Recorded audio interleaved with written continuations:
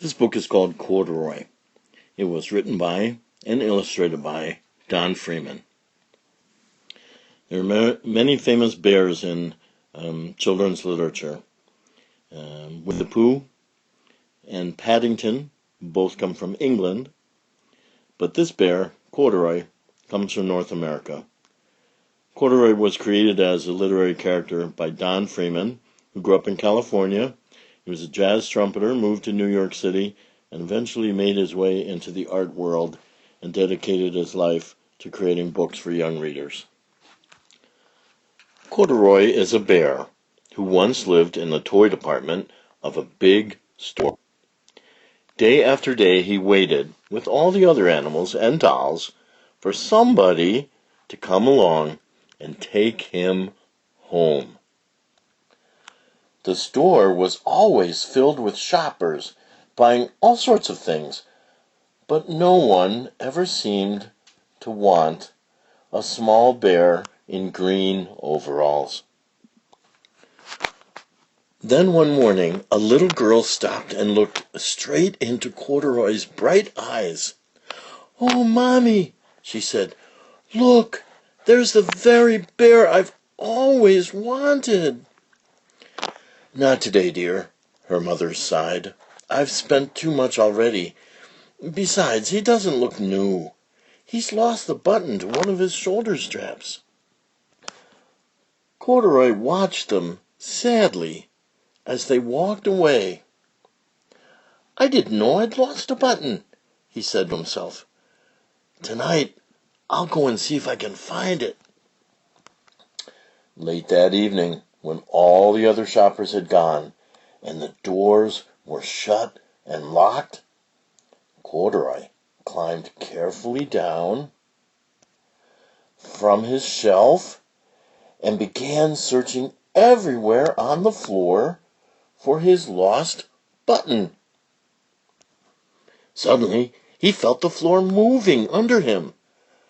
Quite by accident, he had stepped onto an escalator, and up he went. Could this be a mountain? He wondered. I think I've always wanted to climb a mountain. He stepped off the escalator as it reached the next floor, and there before his eyes was a most amazing sight. Tables and chairs and lamps and sofas and rows of beds. "This must be a palace," Corduroy gasped. "I guess I've always wanted to live in a palace." He wandered around, admiring the furniture. "This must be a bed," he said. "I've always wanted to sleep in a bed." And up he crawled onto a large, thick mattress. All at once he saw something small and round. "Why, here's my button!" he cried, and he tried to pick it up. But like all the other buttons on the mattress, it was tied down tight. He yanked and pulled with both paws until off came the button, pop, just like that, and off the mattress Corduroy toppled. And he toppled bang into a tall floor lamp. Over it fell with a crash. Corduroy didn't know it, but there was someone else awake in the store. The night watchman was going his rounds on the floor above. When he heard the crash, he came dashing down the escalator. "Now who in the world did that?" he exclaimed. "Somebody must be hiding around here."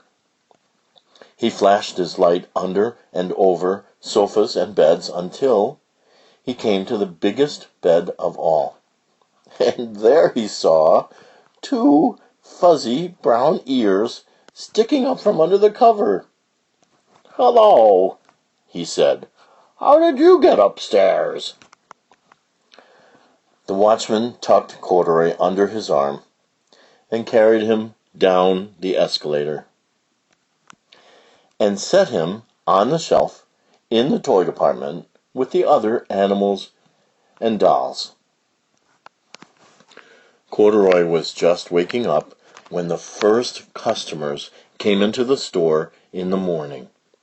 And there, looking at him with a wide, warm smile, was the same little girl he'd seen only the day before. "I'm Lisa," she said, "and you're going to be my very own bear. Last night I counted what I've saved in my piggy bank, and my mother said I could bring you home."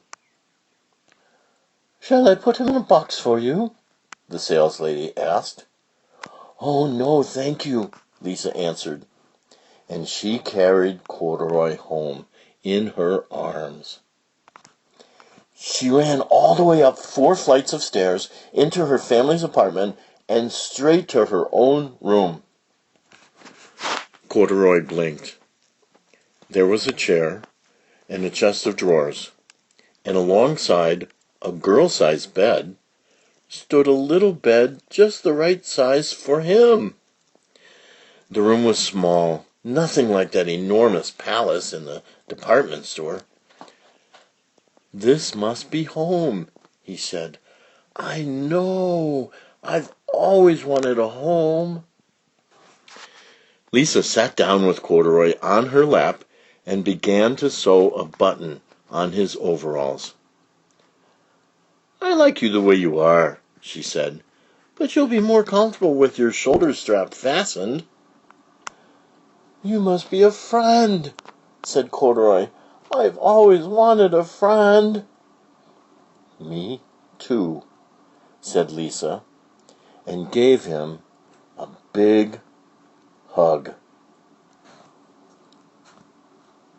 Corduroy found a button, found a home, and found a friend.